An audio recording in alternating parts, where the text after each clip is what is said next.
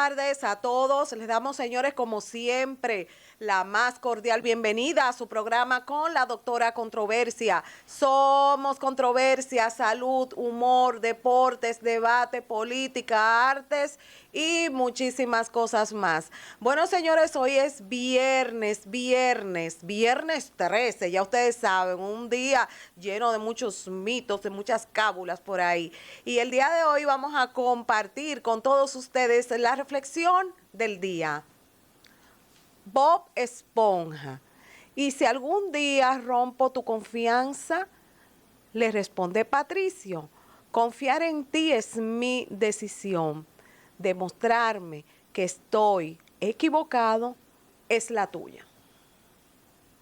Así que ya ustedes saben, esta es una excelente reflexión del día. Bueno, hoy nos vamos a un mundo muy interesante. Nos vamos al mundo de, hijo mío, ¿qué será de mí cuando ya no estés? Y el día de hoy, señores, tenemos una invitada muy especial para nosotros.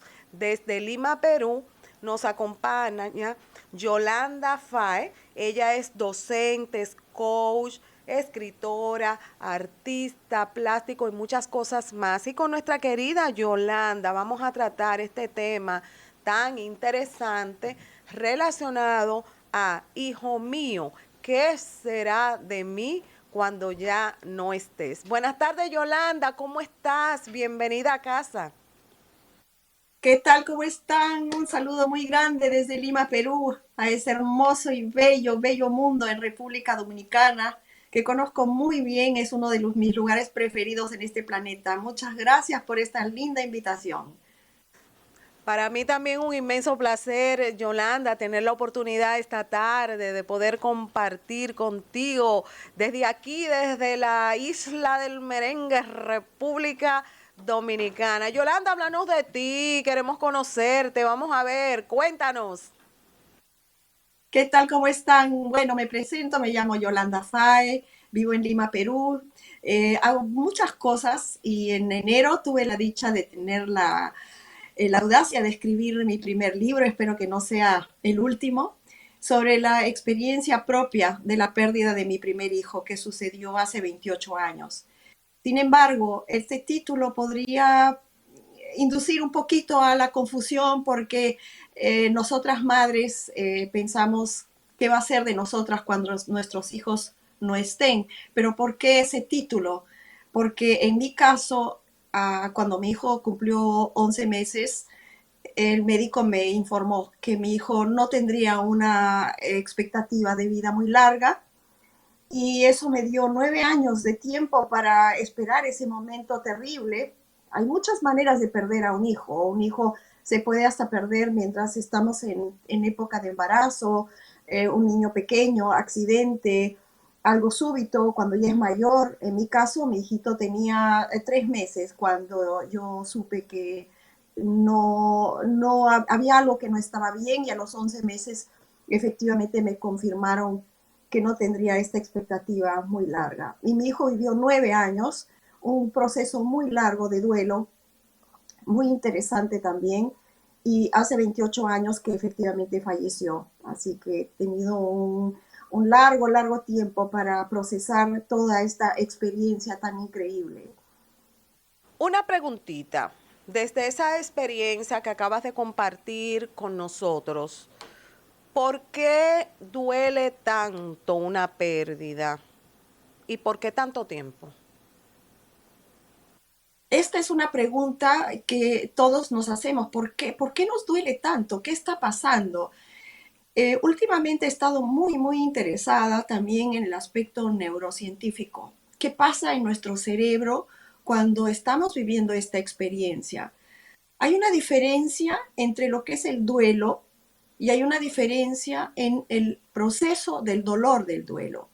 Son dos cosas diferentes y yo creo que es importante describirlo porque he estado indagando para poder mejor comprender y muchas veces me preguntan, me piden consejo y yo quiero estar a la altura para que las personas puedan comprender y situarse y enfocarse en tener algún punto de referencia de lo que está pasando, porque el duelo viene como olas, ¿no? Viene un momento, estamos llorando, luego nos calmamos, luego viene otra vez el llanto, luego reímos, estamos tranquilos.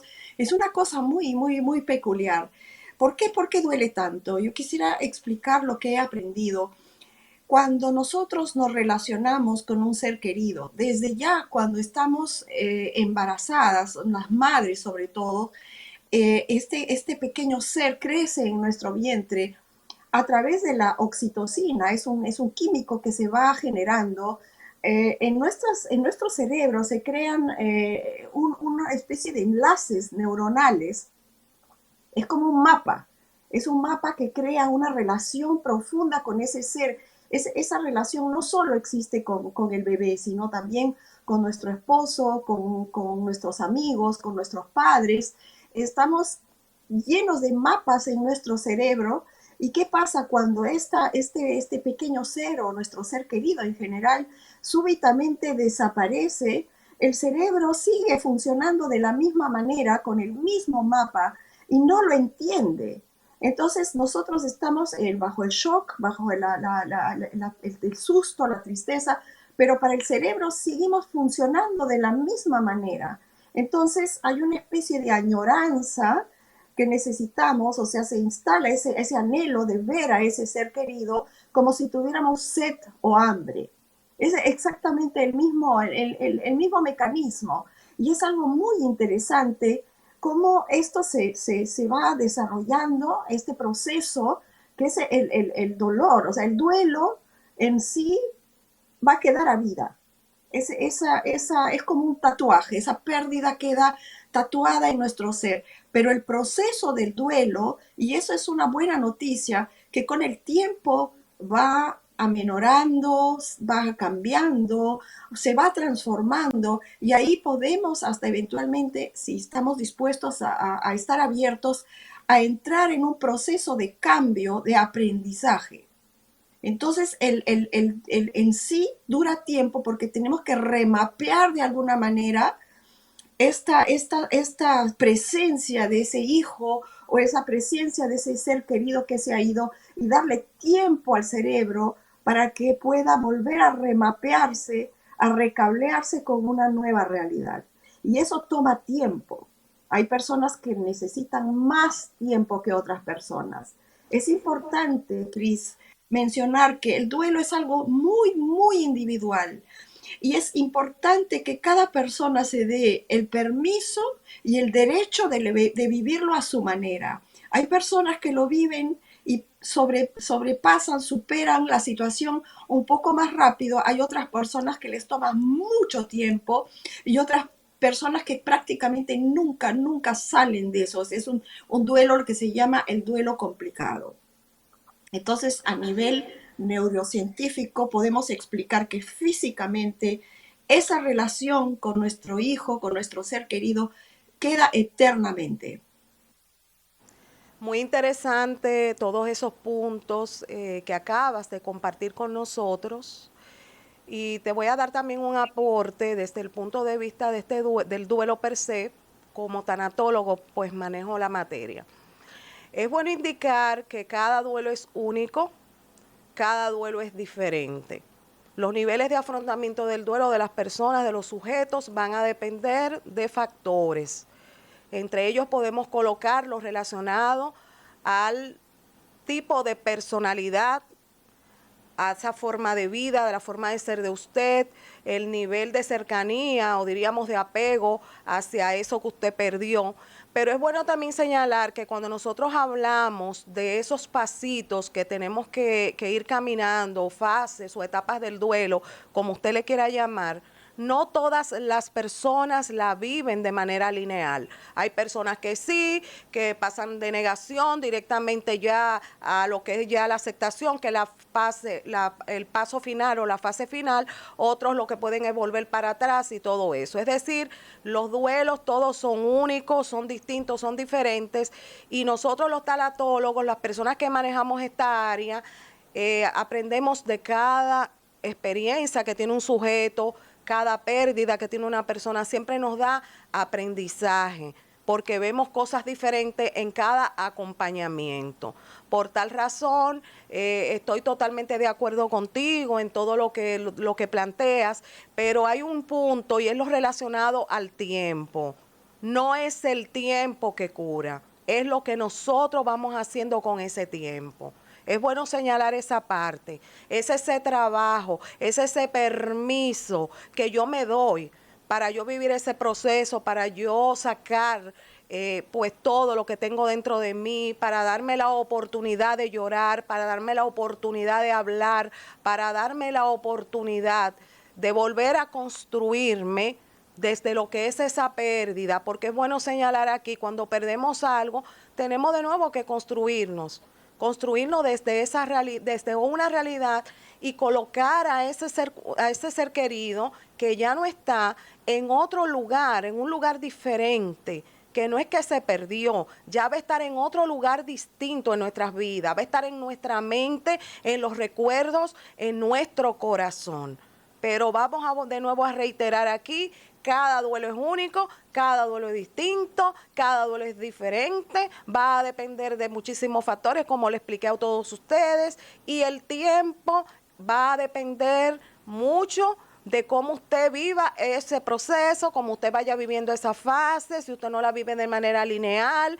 Hay muchísimos tipos de duelo también, es bueno señalar aquí. Hay duelos que inclusive se viven de manera anticipada, que ya cuando usted le llega ya, diríamos, el proceso, la fase de usted tomar decisión, eso se toma mucho en lo relacionado a las relaciones amorosas, es porque dentro de ya esa relación amorosa, usted vivió las etapas del duelo, y cuando usted recoge maleta y dice, me voy, decidí, se acabó. Entonces el otro queda en shock y dice, ¿y cómo va a ser que esa persona me superó tan fácil? No, no lo superó.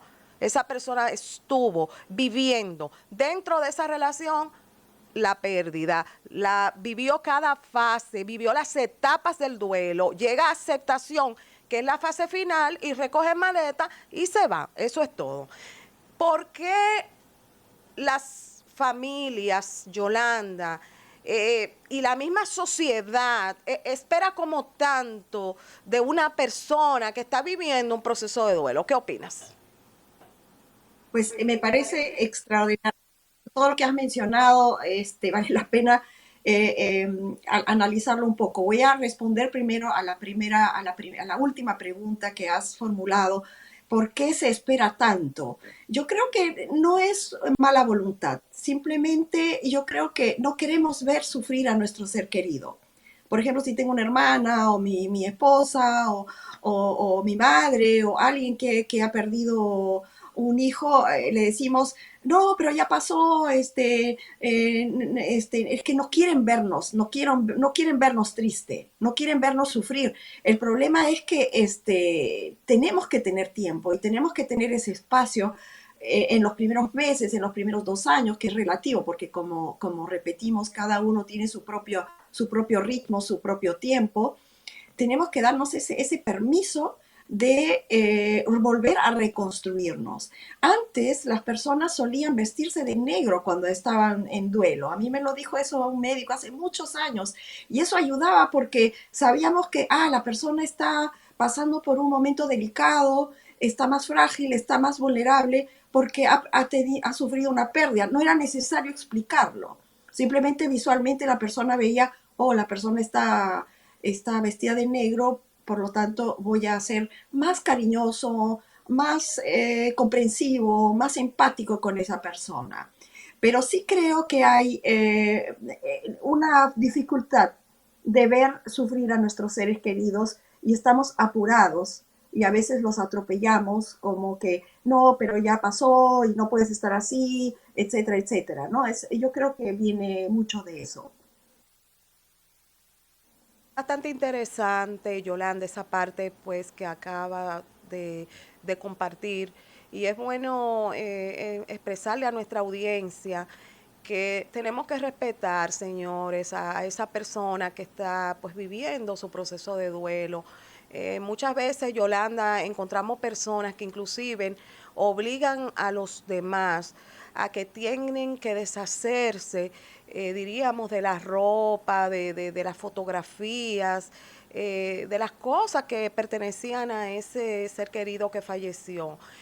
No está correcto eso. Usted tiene que esperar que la persona de por sí tome esa decisión de ya de desprenderse de esas cosas, de regalarla, lo que quiera hacer, porque no podemos muchas veces querer que el otro haga lo que nosotros nos da la gana o lo que creemos que está bien. Por eso debemos de documentarnos, porque muchas veces lejos de creer que estamos aportando o ayudando, quizás estamos afectando más a una persona que está viviendo un proceso doloroso. Inclusive personas que por desconocimiento, porque no vamos a decir que es a propósito, le dicen expresiones y palabras y mensajes y hasta ciertos consejos a personas que no tienen, diríamos, ningún tipo de capacidad en ese sentido, y lejos de aportar sin querer, lo que hacen es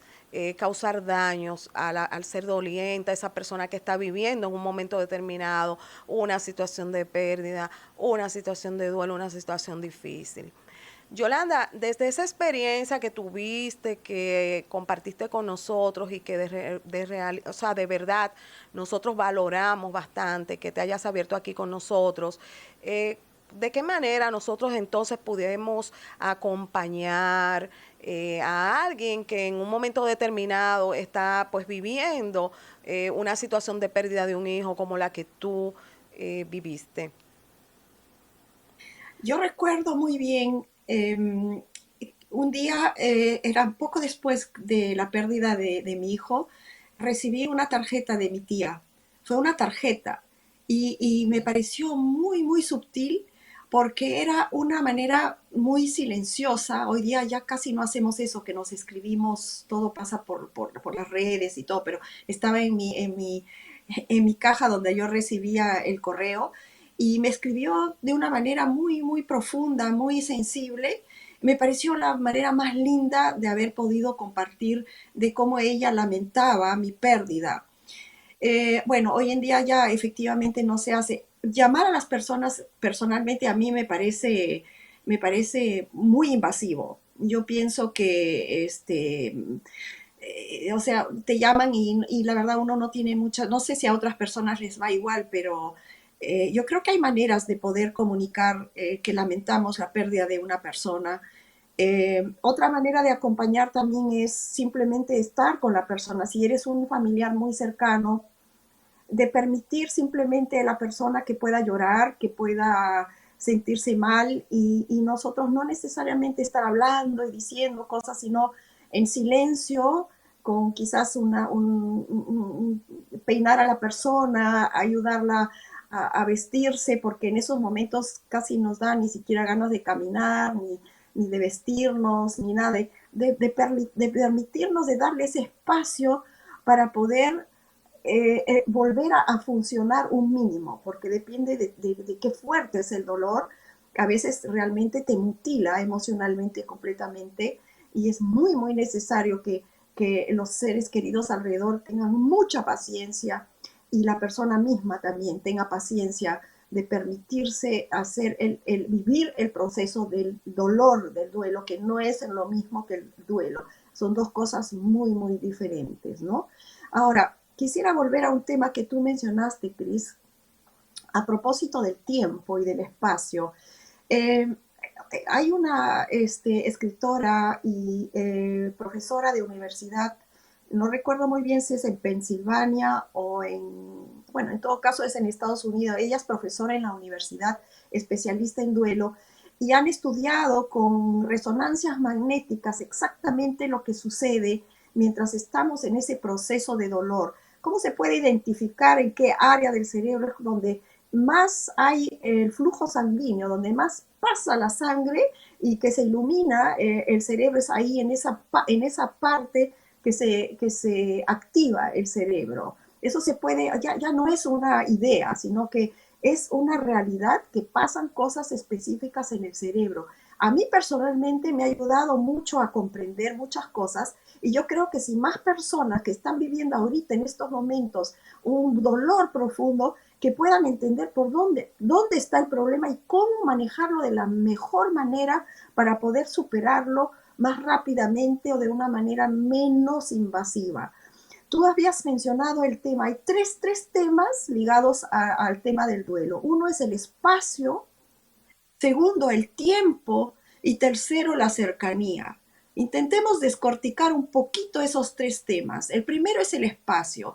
Estamos desesperados cuando tenemos un ser querido, el esposo se va a trabajar o se va de vacaciones o se va de viaje. Queremos saber dónde se encuentra específicamente el ser querido. Cuando un ser fallece, es imposible saber dónde está exactamente, en qué parte está. Estamos tan acostumbrados a saber, bueno, a las 3 va a llegar, o va a regresar del colegio, o va a regresar del trabajo, pero en esta circunstancia, en el espacio, perdemos completamente la noción de dónde está. Entonces el cerebro sigue buscando y es ahí donde empieza a doler porque está esa famosa añoranza de ver a la persona, de saber dónde se encuentra. Segundo, el tema del tiempo. ¿Cuándo voy a volver a ver a mi hijo? ¿Cuándo voy a volver a ver a mi esposo? ¿Cuándo voy a volver a ver a mi madre? Esas dos cosas desaparecen completamente de la realidad, pero el cerebro no lo entiende. El cerebro sigue buscando como si tuviéramos sed o hambre. Entonces hay que tener paciencia para entender que a nivel neurológico tenemos que esperar a que se recablee todo ese sistema y eso toma tiempo. Eso toma mucho tiempo y es doloroso porque estamos añorando a esa persona, a ese hijo, a ese ser querido que se ha ido. Sin embargo, hay el tercero, que es el más importante, que se trata del apego, la cercanía que tú habías mencionado. De las tres, Cris, este es el más importante y el más reconfortante. Y yo creo que ahí tenemos la oportunidad de desculpabilizarnos mucho si estamos añorando a un ser querido. La cercanía, el apego, la relación, la cercanía que hemos tenido y tenemos y que vamos a tener a vida, eso nunca, nunca desaparece. Entonces, si podemos seguir alimentando esa cercanía, nos podemos dar diariamente un tiempo, una hora, 30 minutos, 15 minutos para darle espacio únicamente a ese pequeño ser o a nuestros seres queridos, retirarnos como si hiciéramos una oración y realmente vivir profundamente esa emoción que sentimos como que estamos ahí, no importa dónde esté ni cuándo volvamos a verlo, pero ahí está presente. Lo reconfortante es que ese lazo, ese enlace nunca, nunca va a desaparecer y lo mismo será en nuestro ser querido, donde quiera que se encuentre a nivel celular, ese enlace es recíproco. Sin embargo, podemos empezar a soltar lo que es el tiempo y el espacio, aceptar que no voy a volver a ver a mi hijo por el momento físicamente y que tomará el tiempo que tomará para volver a verlo. Sin embargo, repito, el tercer elemento de la cercanía, podemos seguir alimentándolo cuantas veces lo querramos. Eso es el aspecto que quería explicar que nos puede ayudar mucho a seguir funcionando, dándonos permiso de alimentar esa emoción, ese amor, mirar la foto, cercarla a nuestro corazón y sentir cuánto amamos a ese ser querido. Y no quiero hablar de pasado, cuánto amamos y lo amaremos por el resto de nuestras vidas. Yolanda, que compartes aquí con nosotros. Me gustaría que compartiera con nosotros este punto, que sabemos inclusive, como expliqué anteriormente, que muchas personas hacen por desconocimiento, a veces inclusive expresiones que están totalmente por fuera de lugar. ¿Qué no debe de hacer alguien en este sentido? Eh, eh, ¿Qué se le desaconseja hacer durante una etapa fuerte de duelo? Esa es la pregunta, Cris. ¿Qué es lo que no debe hacer? ¿Qué no debe hacer las personas que están acompañando o alrededor o cerca de esa persona que está viviendo un proceso de duelo?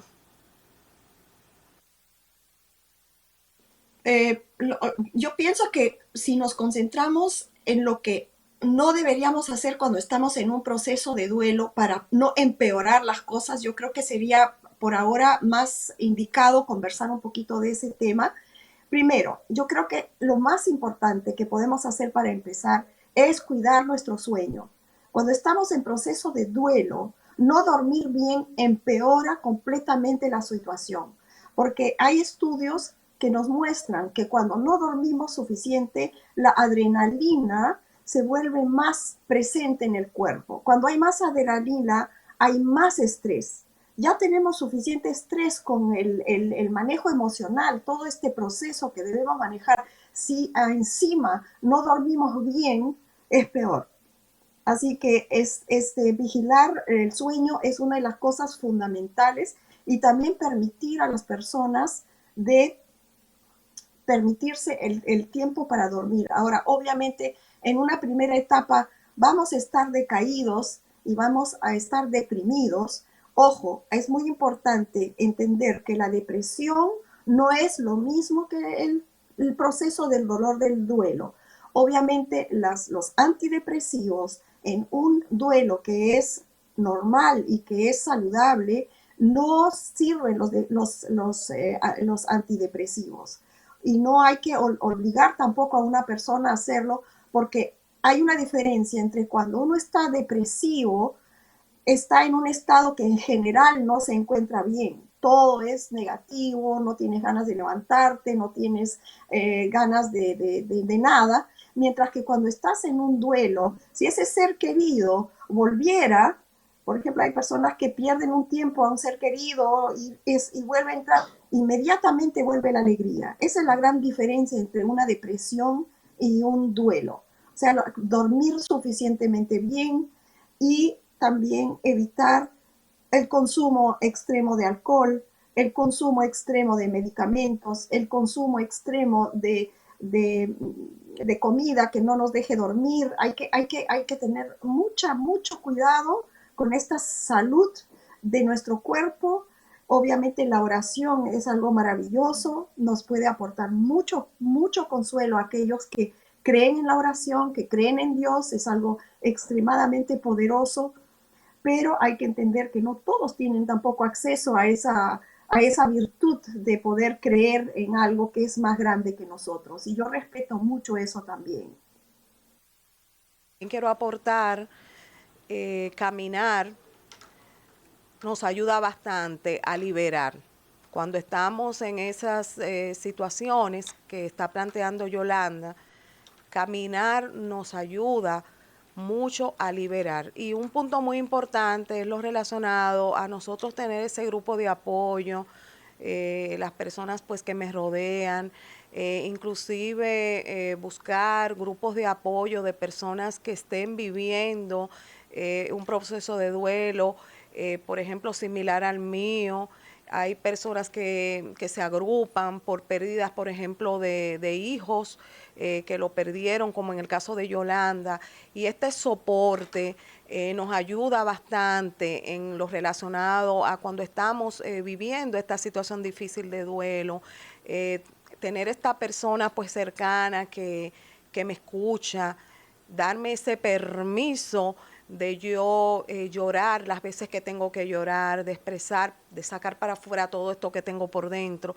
Todas esas cosas nos ayudan bastante a lo que es lo relacionado a nosotros ir pues viviendo esta situación tan difícil que es el duelo. ¿Cuál es la diferencia, Yolanda, desde tu punto de vista, entre lo que es ese duelo per se y el proceso de duelo? Como lo había explicado, el duelo en sí es la pérdida, es el momento donde perdemos y es ese tatuaje que va a quedar toda la vida.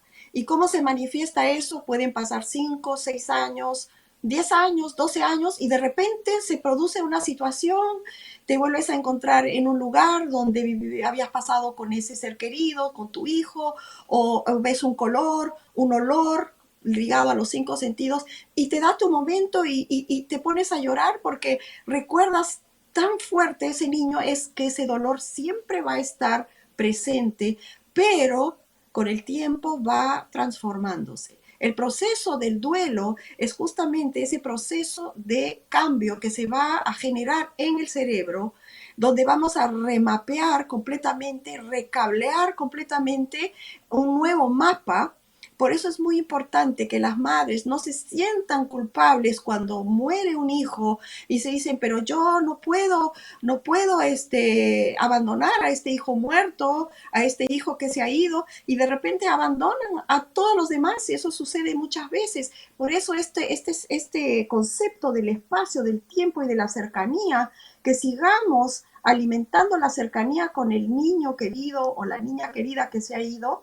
Sin embargo, darse permiso de relacionarse más profundamente con los demás hijos o con el esposo, porque ellos nos necesitan. Hay madres que se desaparecen completamente, yo lo escucho muchas veces. Sí, mi madre, cuando mi hermano murió, también mi madre murió de alguna manera. Es muy, muy complicado.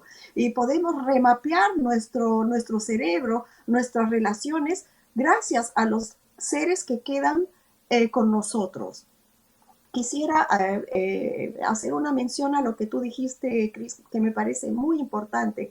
El hecho de caminar, nuestros seres queridos nos pueden dar la mano y decir, ven, vamos a hacer una caminata. Yo creo que recuerdo cuando nosotros con el padre de mis hijos pasábamos momentos muy, muy complicados con la discapacitación, porque mi hijo era un niño enfermo que no podía, o sea, discapacitado, no podía caminar, y teníamos noches complicadas y agarramos el auto y nos íbamos a caminar en la naturaleza y regresábamos completamente recargados. Era una cosa extraordinaria. La naturaleza es muy, muy poderosa. Y sí, de verdad que también aconsejo de ir a caminar y sobre todo contactarse con la naturaleza profundamente.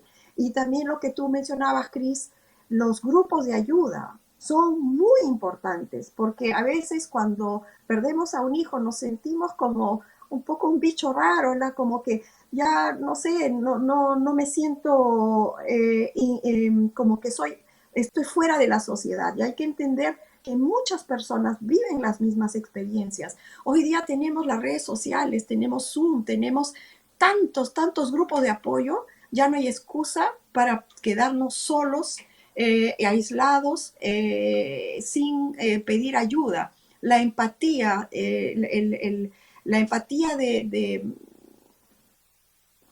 las otras personas es muy, muy valiosa. Y no nos olvidemos que no estamos solos. Interesante, Yolanda, esos puntos que acabas de compartir. También decir que caminar nos ayuda a liberar ese cortisol, ¿verdad? Que está bien aumentado cuando estamos en estos procesos. Y lo relacionado a ese grupo de apoyo es muy importante porque podemos compartir con personas que están viviendo o que vivieron una experiencia, entonces aprendemos, ¿por qué no? Herramientas a través de sus consejos, porque estamos viviendo, estamos compartiendo con personas que están viviendo una experiencia similar a la nuestra. Pero cuando hablamos de grupo de apoyo, también ahí vamos a incluir profesionales, personas expertas en la materia, gente pues que me puede acompañar pues en un proceso difícil que es lo relacionado a las pérdidas, los duelos. Te quiero hacer una pregunta, Yolanda. Desde tu punto de vista, ¿consideras tú que una vez un ser humano, un sujeto, una persona está en duelo, ¿verdad? Puede construir una vida con sentido y propósito. ¿Qué opinas? Bueno, yo me alegra poder decir lo que sí es posible y creo que tengo mucha autoridad moral propia para decirlo, porque es mi caso. yo creo que hay un deseo profundo de todos de ser personas felices y todos nos podemos dar esa oportunidad. ¿Y dónde podemos encontrar esa llave? Es en el proceso del dolor del duelo. Ahí es donde podemos, con aceptación y con una capacidad de realidad, o sea, acepto las cosas como son, no como quisiera que fueran.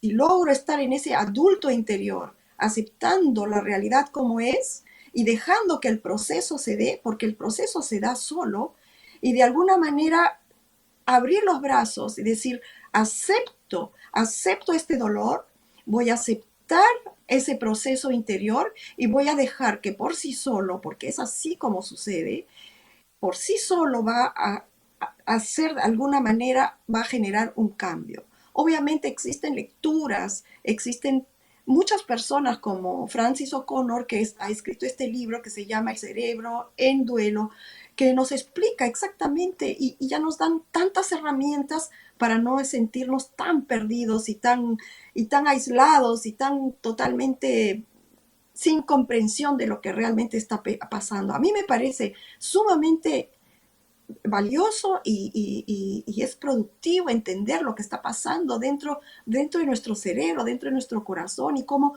tú hablabas del cortisol, cómo reaccionamos y todo eso. Hay que dejar que ese proceso también se dé y confiar que por algo se está dando.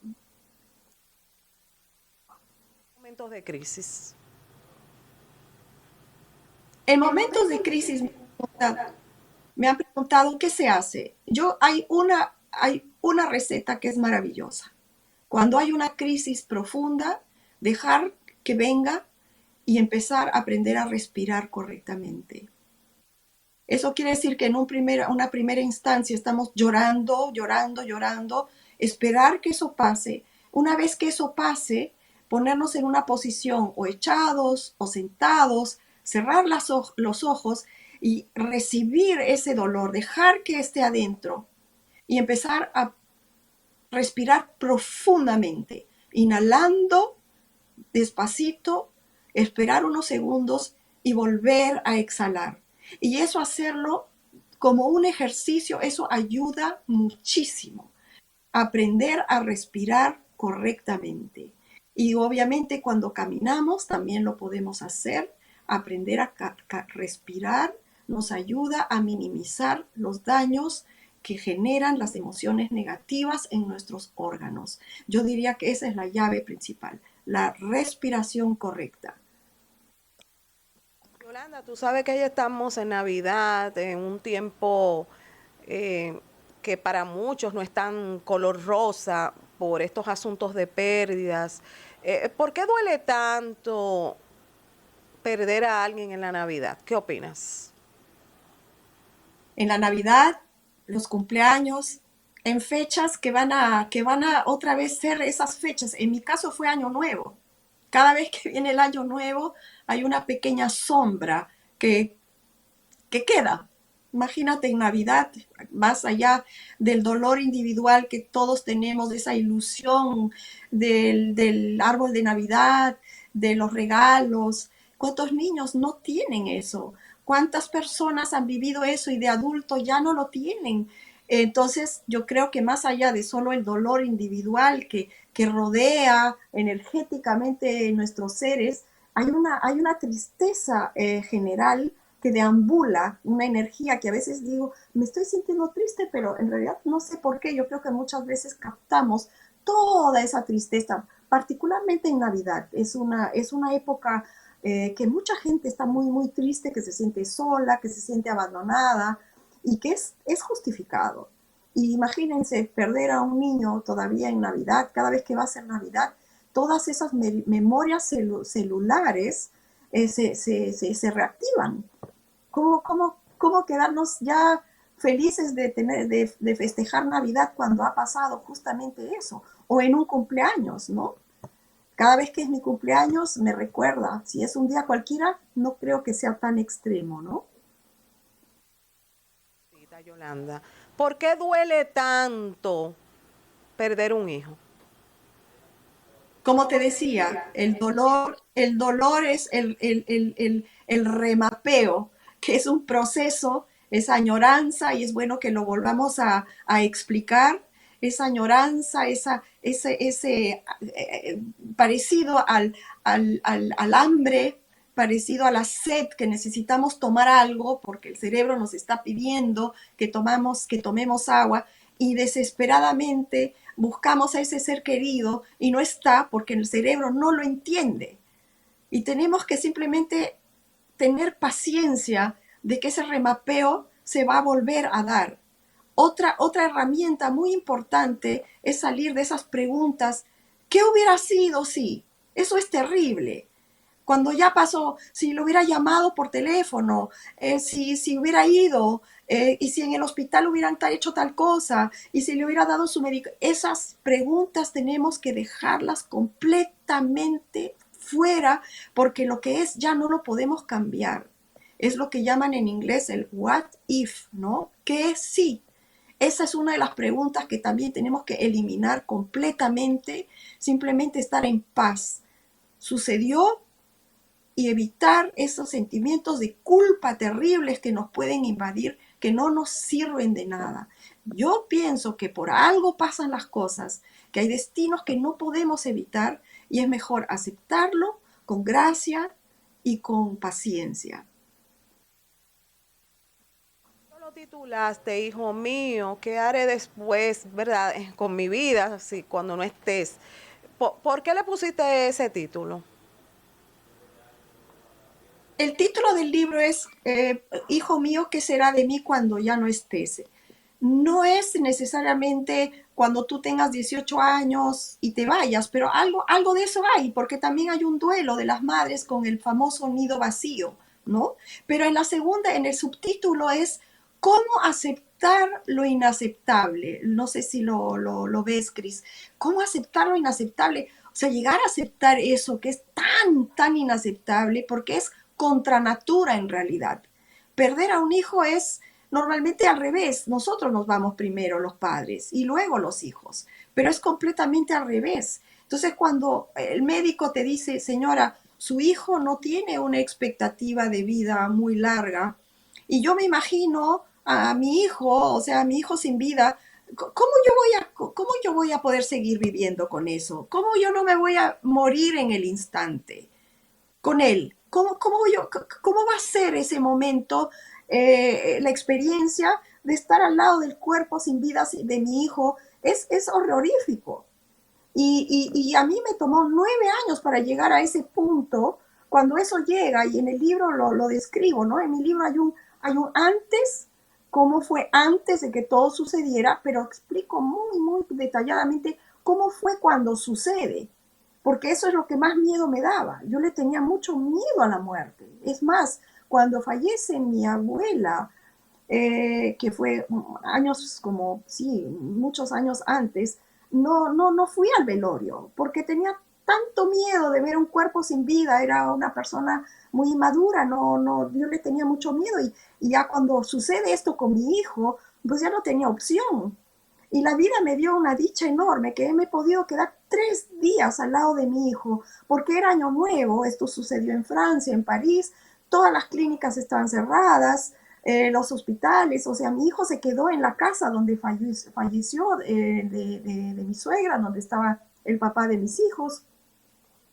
Y tuve la dicha de poder quedarme prácticamente 2 días y medio al lado de él, mientras todos corrían, la administración, que pedían el ataúd, pedían que vengan a recoger, porque lo iban a enterrar en el suroeste de Francia. O sea, tendríamos que ir de París, y vamos a manejar unas 8 horas hacia el sur, pero en estos 2 días y medio yo estaba en París, en la sala, con mi hijito, y pude procesar de alguna manera hasta mi propia muerte. O sea, yo sentía la necesidad de tocar sus bracitos, de poner mi cabeza encima de su pechito para escuchar ese silencio. O sea, ya no se escuchaba el corazón. Yo con mis 5 sentidos, intenté integrar todo eso, y tenía una pequeña Biblia, recuerdo, a mi lado, y menciono el pasaje en mi libro de que cada cosa tiene su momento. Hay un momento para llorar, un momento para reír, un momento para festejar, otros momentos para estar en silencio. Y ese era mi momento para estar en duelo. Ese era mi momento. Y a los 2 días y medio después de haber tenido la dicha de estar tomando realmente conciencia de que mi hijo había fallecido y que estaba ahí físicamente como un testimonio real, y que todas mis afirmaciones, mis creencias, les aseguro que todo se vino abajo, yo diciendo, ahora yo no sé nada. Yo no sé dónde está mi hijo, yo no sé dónde se ha ido, y lo único que me quedaba era dirigirme a Dios, y lo hice de una manera en voz alta 5 minutos antes de las 12, fue un miércoles, donde dije, yo ya me tengo que separar ahora del cuerpito de mi hijo, y me dirigí a Dios y le dije en voz alta, le dije, Dios, yo te agradezco la confianza que me otorgaste de haberme dado a este niño, porque eso querría decir que tú sabías que yo podía manejarlo. Pero ahora, Dios, yo te pido, acógelo.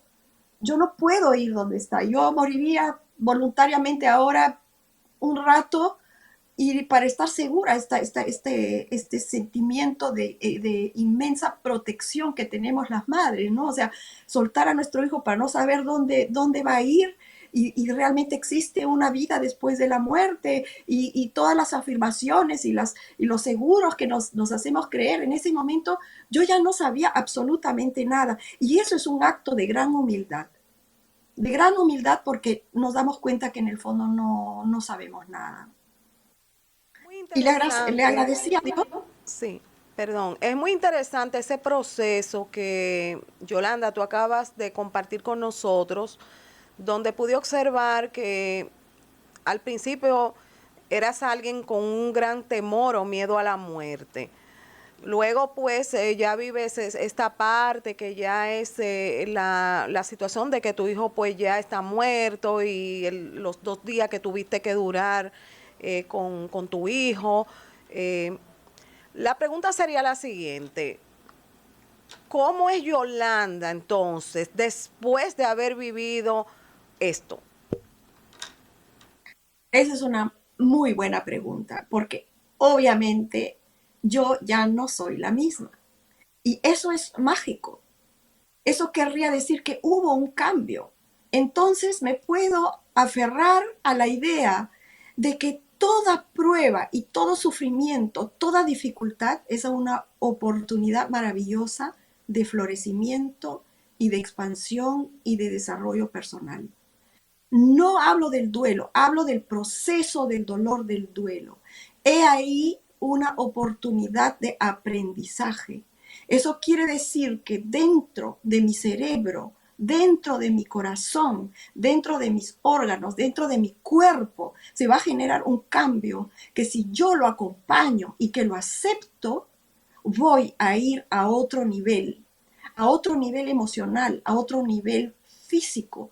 Voy a poder lograr entender, madurar y comprender cosas que no había comprendido antes. Y no es una cuestión de intelecto, es gracias a la experiencia vivida. Y todo eso lo vamos computarizando dentro de nuestro cuerpo. Y cuando hay dolor, porque no hay nada más real que el dolor es esa cosa que nos va a meter de rodillas en el piso, esa instancia, esa situación que nos va a obligar a tener una humildad, porque vamos a descender en nuestro húmedo interior, en nuestro inconsciente, para llegar a capas muy profundas aquí en el corazón, que nosotros normalmente no llegaríamos. Y esto es un hecho, o sea, es como una espiral. Cuando estamos en un momento de decaimiento, de dolor, que tenemos altos y bajos en la vida todos, pero cuando hay esos bajos, no nos sentimos bien, y vamos bajando y bajando y bajando, y ese es un poco el símbolo del Cristo, ¿no? De bajar a pescar una nueva información. Y luego hay la subida, la muerte y luego la resurrección. Eso quiere decir que morimos a ciertas cosas, que es un proceso. Yo morí a muchas cosas. Yo, fue tal el dolor que sentí en algún momento cuando, antes de despedirme de mi hijo el martes en la noche, me dijeron, mañana van a venir a recoger a Joel, a mi hijito, y van a venir con el ataúd y lo van a traer. Cuando me dijeron eso, ahí es donde me cae el rayo, pero el rayo, yo, yo subí al tercer piso de la casa y les juro que yo sentí una especie de descarga de dolor tan poderoso. Yo nunca había visto, nunca había sentido eso. Yo no conocía eso. Y después me dio mucha vergüenza porque digo, Dios mío, hay tanto dolor en este planeta, hay tanto dolor entre los seres humanos e ignoramos tanto eso. Y en ese momento yo me sentí tan conectada con todas esas personas, aunque no estaban conmigo, y al mismo tiempo fue tan purificador, porque era como el arbusto, el arbusto que tiene fuego, que quema, pero no te consume. Y yo me he sentido de alguna manera, gracias a ese dolor, purificada de muchas cosas. O sea, yo solté muchas cosas que, que, que no me servían. Y ese es el lado maravilloso del proceso del duelo. Es como una limpieza general. Y empiezas a discernir lo que realmente es útil de lo que no es útil, lo que es justo y lo que no es justo, no lo que está bien o mal. Porque el bien y el mal es algo relativo. Lo que es bien para mí, Chris, puede ser no bien para ti, ¿me entiendes? O sea, es algo relativo, pero lo útil es tener algo útil, algo justo. Y sí, yo creo que hubo un proceso de purificación muy, muy grande, que es una bendición. Si logramos, obviamente, aceptarlo y nutrirnos de eso como algo espiritual, porque para mí ha sido sobre todo un paso espiritual enorme.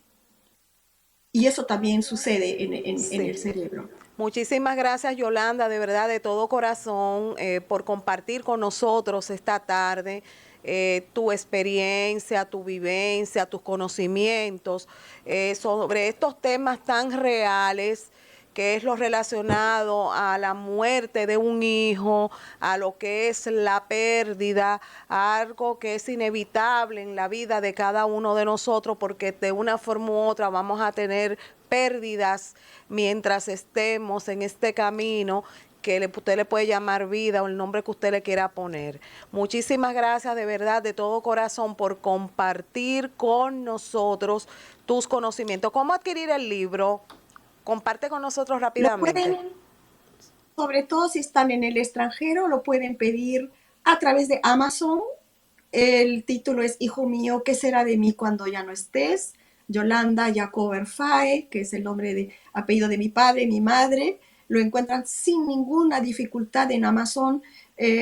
Parece que lo reciben relativamente rápido, lo imprimen desde Amazon y te lo envían directo. Sobre ¿Verdad? De todo que todo están en el corazón. extranjero. Sí, muchísimas gracias por compartir con nosotros. Les exhortamos a nuestros seguidores a que compren el libro para que se edifiquen en esta parte tan importante que es lo relacionado al mundo del duelo, proceso de duelo. Bueno, señores, con todo esto hemos llegado al final de esta entrega maravillosa correspondiente a este viernes.